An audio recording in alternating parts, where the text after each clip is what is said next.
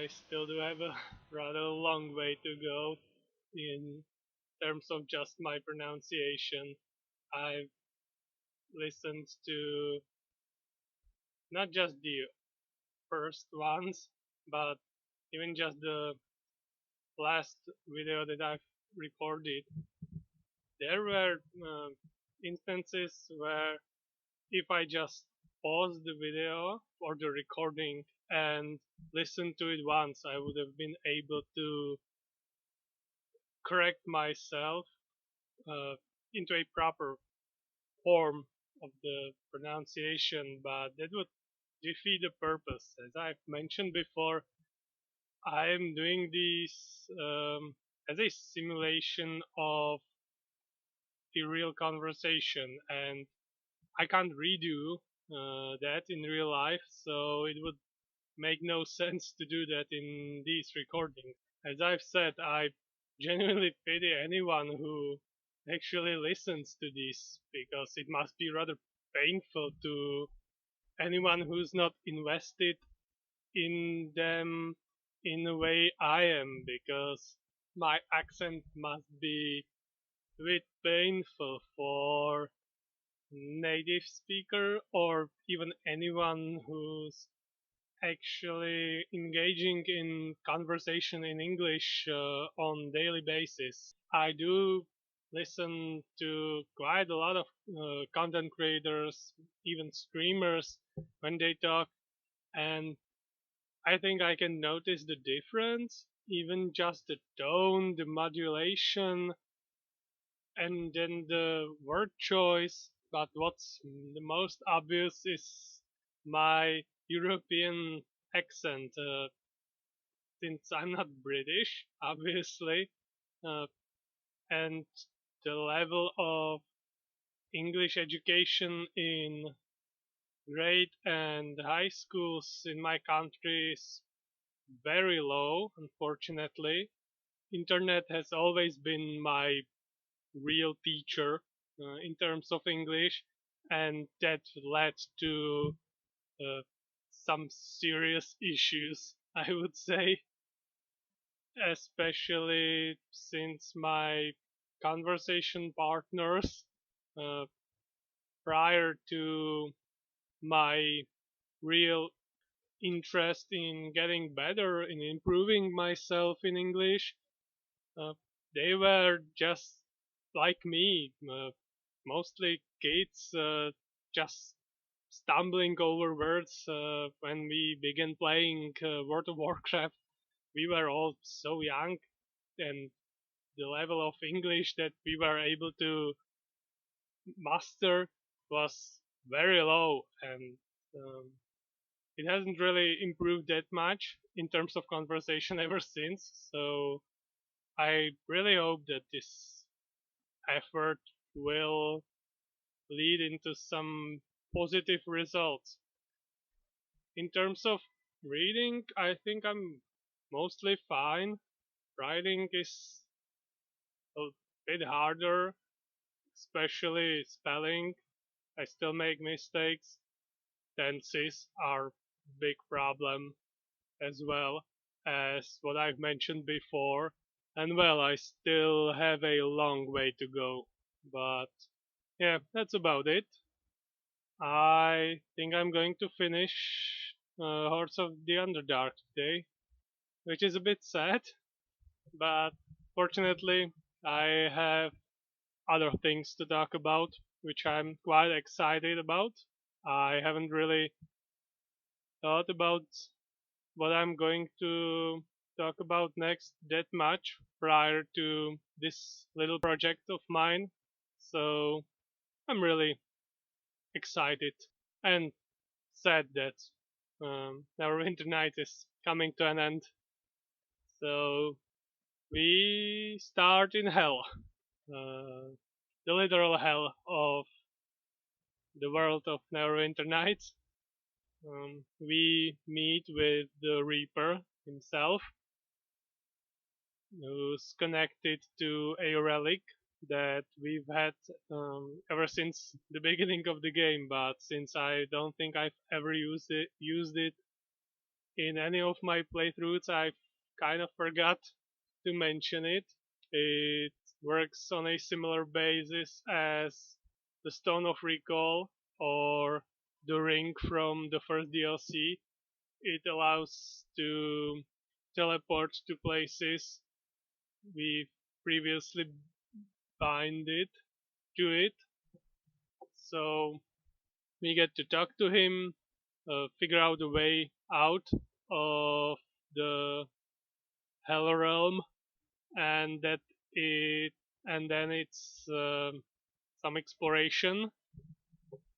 We get to meet some merchants, some small quests, saving an imp from a grinder. Still remember that one.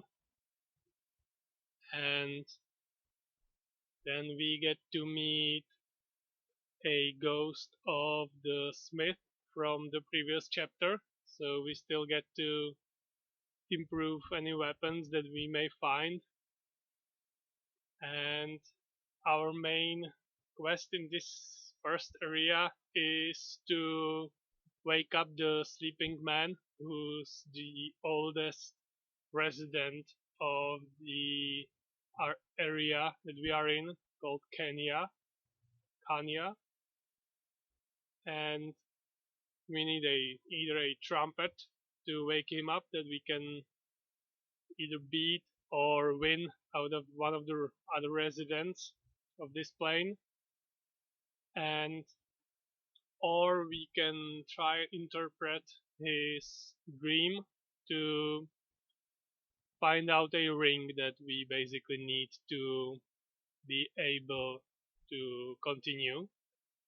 And then there is one very important side quest, at least for me, that ultimately brings closure to one of the most important parts of the Neverwinter story for me, and that's Lady Arbeth. It was made canon that she actually paid the ultimate price for her betrayal.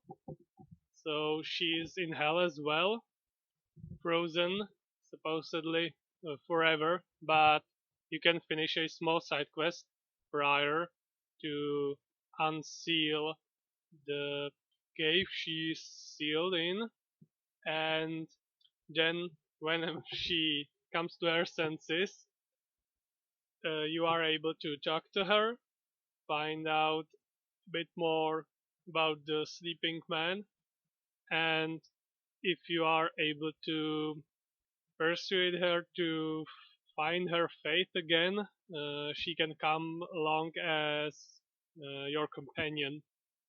So that's something that was quite important to me and even to other players, because prior to the release of the second DLC, there were many modules that were focusing on finishing her story, because in original campaign you, as I've mentioned in the previous in one of the previous videos, you ascertain your feelings if you finish the Arbeth's quest in the second chapter.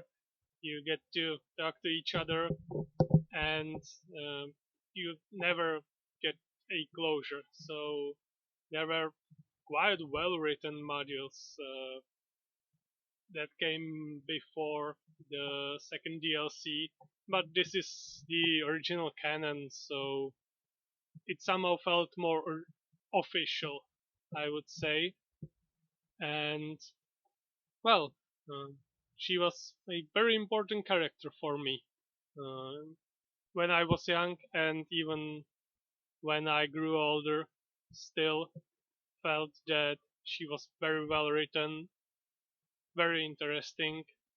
I felt with her. It was great. So this is the beginning of the end of her journey. And next stop are wastes of Kanya. There are just some trolls, enemies, whatever. And Then there is the entrance to a rather annoying portion of the third chapter, although rather funny still, and that's Mimic's Chambers, where we lose our armor that we are wearing to a huge moving chest, and that is immortal actually, and we need to retrieve it obviously and destroy the mimic. So off to a small puzzle that we need to solve before we can get our stuff back. That what we need to do is lure the chest with treasures that we can find around this maze. We need to lure it into a trap. That is the only thing that can actually damage it. So when you finish this, when you learn it correctly with treasures, you get a demonic hand that allows for traversing chasms or any um, areas that are not connected with a bridge, just gaps. It's a gap closer in a 20 years old game. So that was really interesting to find. Just shown that the engine still had some room to improve. And then next up are again puzzles, and finally a being known as the Knower of Places. You need to ask her to tell you where a being called Knower of Names is, so that you can find out quite a few true names of beings that you've met, uh, be it either Mephistopheles, the demon, or the Reaper, so that you can return back, or some of your companions, some other character that you've met throughout your journey.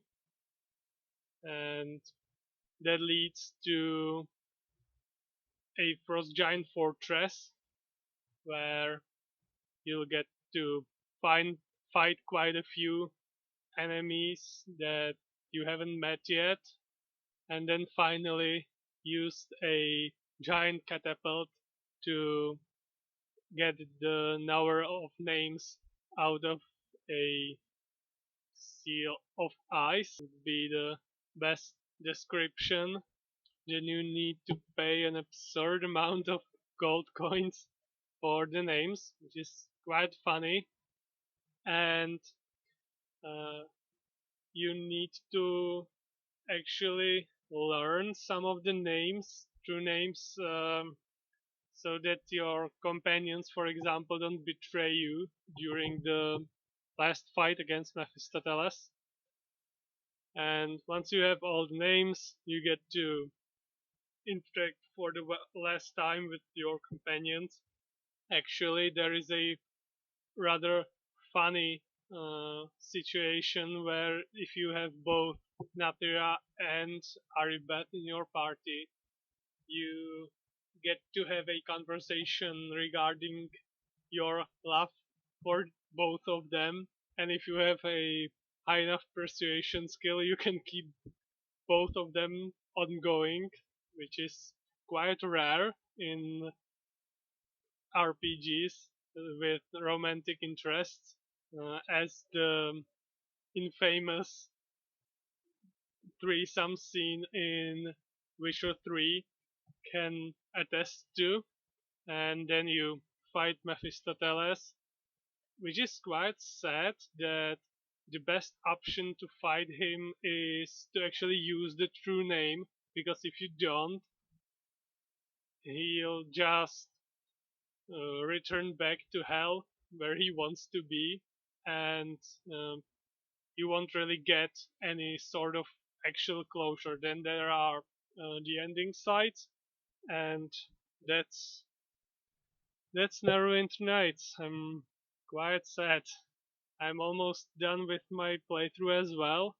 So this is rather unfortunate, I have to say. I'll probably replay it quite soon again with some new modules, with some new mods. Hopefully, that will lead into the same sort of nostalgic happiness that I felt this time. I've been listening to the videos that I've previously recorded, as I've mentioned at the beginning of the video. And other than my horrendous pronunciation, I've noticed the huge disparity between my memory of the original campaign. I pretty much don't need to supplement it in any way, shape, or form, and I can still go through the first chapter especially, but even the rest of the game quite easily just from my memory. While the DLCs, even though I've never played the first one, so that's an excuse that I can use, but the second one I've played plenty of times, and yet somehow it didn't stuck with me the way the original campaign did. So that was just an observation that I've made, that I may really have been quite influenced by the original campaign. I compare just the small details that I still remember from all those playthroughs through the original campaign compared to all the details that I forgot from the Hordes of the Underdark that I played rather recently. It's quite interesting, and well, I'll probably come back to Neverwinter Nights in forms of the sequel, but I can't really say that it had the same kind of impact on me as the first game. But I still love the second game. It has a great DLC as well, story DLC. So yeah, that's it. That's Neverwinter Nights, and finally next one will be something new to talk about. Something again closely connected to my childhood. So I'm rather excited.